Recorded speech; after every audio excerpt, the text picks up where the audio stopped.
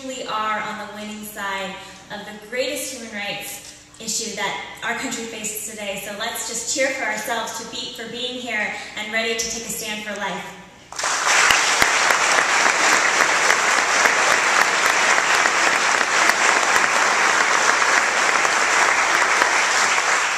Just a couple months ago, or a month ago now, I graduated UCLA. I was a senior this past year studying history. But last year, on a beautiful day in Los Angeles, I was speaking at a church near to my dorm, just a few miles from my apartment in LA. And at this talk, it was a pro-life talk I was giving at this church. And in the middle of my talk, this woman walked in. And this was going to be an interaction with Planned Parenthood I would find out soon. This tall, thin woman walked in holding a small dog, and she looked very LA, long blonde hair, had very high heels, walking in, and she looked kind of upset. And here I was talking about abortion, and in the middle of my talk, she leans against the wall, and she's just looking at me very quizzically, very skeptically. And I wondered what's going on with her. Maybe she had a bad day, her car broke down. Anyways, after my talk, this woman came right up to me, and she shook my hand, and she introduced herself as a member of the board of Planned Parenthood Federation of America.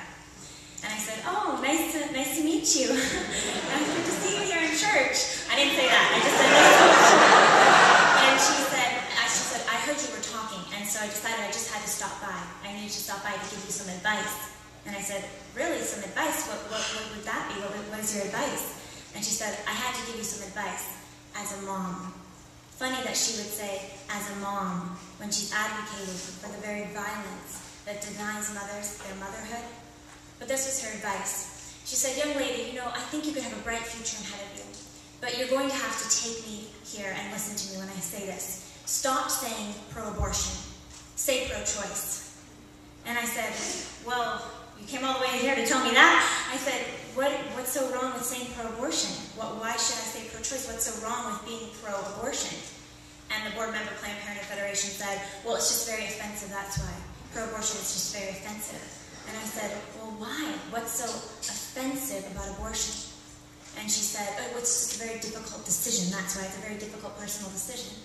And I said, "Well, why is it such a difficult decision? What makes it so difficult? Why is abortion difficult?" And she said, "It just is. It's just a personal difficult decision. Just don't say it." And we went in circles several times. And quickly I realized that this board member of Planned Parenthood would never really be able to answer my question, what's so wrong with abortion? Because if she did, she would be looking head-on her life's work contradiction. That while she was advocating for women and the rights of women and reproductive freedom and choice, she was actually, in reality, advocating for the deaths of millions of tiny little women in the womb across the world every year, and millions of tiny little men. I pray for this woman that one day she sees the truth about the work that she's involved with, and like brave other leaders that have been leaders in the abortion industry, like Abby Johnson, a former Planned Parenthood director who left her post and joined our side, that she will see the truth and she will join our side, join the winning side. This was not my first interaction with the country's biggest abortion clinic, biggest abortion chain of clinics. Back when I was a college freshman and I was a pro-life activist on campus, I went to UCLA not just for the beautiful campus and the LA weather, but because I wanted to be a pro-life activist and see what I could do to learn and also to reach my fellow students. And so I was starting up a pro-life club, getting involved with other students on campus, and I was wondering, as I did research about the abortion issue, as I understood more and more, I wanted to find out what was actually happening in the clinics near to me. What was actually happening in the abortion clinic just miles away from my college dorm. And when I say what was actually happening, I don't just mean, of course, abortion. I mean the other abuses that accompany abortion, that pro-life activists have investigated for years now and have discovered pretty disturbing results. In 2002, Mark Crutcher of Life Dynamics, an organization out of Texas, found that in over 800 Planned Parenthood clinics that he surveyed in a series of phone calls, documented phone calls, 91% of the clinics, when they were talking with who they thought was a 13-year-old girl on the other side of the phone, 91% of them said that they had a don't ask, don't tell policy about sexual abuse. That they didn't care if this little girl was a victim of abuse, that she could come in to the clinic, no questions asked, for a secret abortion.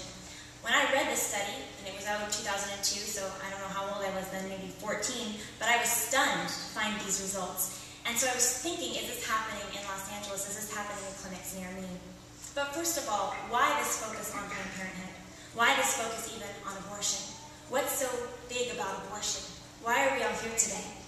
There are many issues that our country faces, that young people face especially, many issues that deserve our concern. There's homelessness, there's AIDS, there's poverty in Africa. These things are problems, they deserve our concern.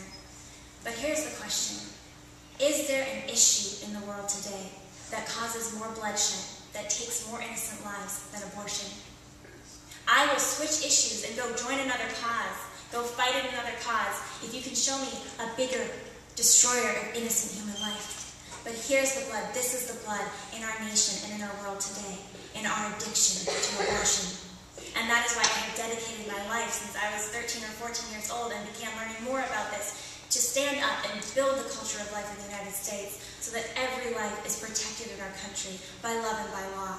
After all, if laws attack the weak, if laws don't protect the weak, what's the purpose of that law? Laws are meant to protect the weak, to be there for the defenseless, because the strong can fend for themselves.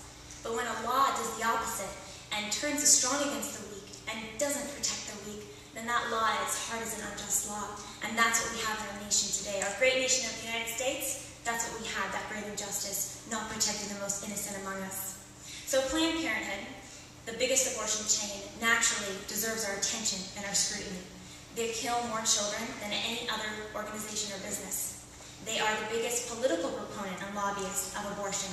And in the practice of abortion, you'll find abuse after abuse after abuse. So on a sunny day in Los Angeles, freshman year, I was 18 years old, with my friend James O'Keefe. I took a camera, an old camcorder, I stuffed it in my bag, took a voice recorder, put it in my pocket, and decided to go visit a couple of Planned Parenthood clinics to see what I could find.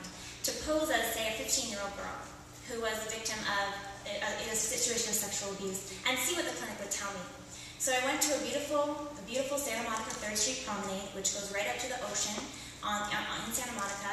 There's all these shops and restaurants, and right above, I think it's a Pete's Coffee shop on the 2nd floor, is an abortion clinic open for business. And I went up the elevator, walked up to the waiting room. That was the day that they were scheduling to do medical abortions. And I went up, and I remember being stunned when I first got off that elevator, looking into the waiting room, and all the women sitting there, waiting for their appointments. Some of them looking away, some of them looking very distracted, very sad, looking listlessly at a television, none of them looking very happy. And I remember thinking that when I looked at these women, I wasn't just looking at one life, but that I was looking at 2 lives. And on that day in that clinic, one of those lives was being arranged, was being planned to be destroyed. And on the wall of the clinic, it said Esperanza, or hope. And I remember thinking, this must be the most hopeless place in Los Angeles.